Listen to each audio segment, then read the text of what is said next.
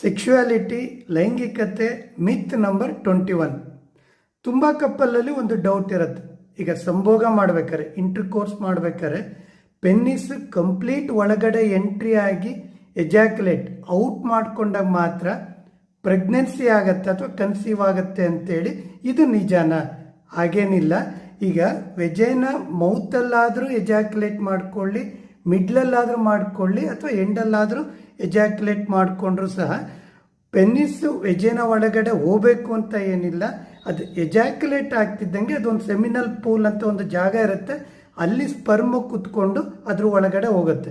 Complete penetrate ಆಗಬೇಕು, ಅದು ಯಾವುದೋ ಒಂದು ಪಾಯಿಂಟ್ ಇದೆ ಅಲ್ಲಿ ಟಚ್ ಆಗಬೇಕು, ಅಲ್ಲಿ ಔಟ್ ಆದರೆ ಮಾತ್ರ ಪ್ರೆಗ್ನೆನ್ಸಿ ಆಗುತ್ತೆ. ಅದು ಆ ಥರ ಏನಿಲ್ಲ. ಕಂಪ್ಲೀಟ್ ಪೆನೆಟ್ರೇಟ್ ಆದ್ರೂ ಓಕೆ, ಅಥವಾ ಸ್ವಲ್ಪ ಪೆನೆಟ್ರೇಟ್ ಆಗಿ ಎಜಾಕ್ಯುಲೇಟ್ ಆದ್ರೂ ಕನ್ಸೀವ್ ಅಥವಾ ಪ್ರೆಗ್ನೆನ್ಸಿ ಆಗೋ ಚಾನ್ಸಸ್ ಇರುತ್ತೆ.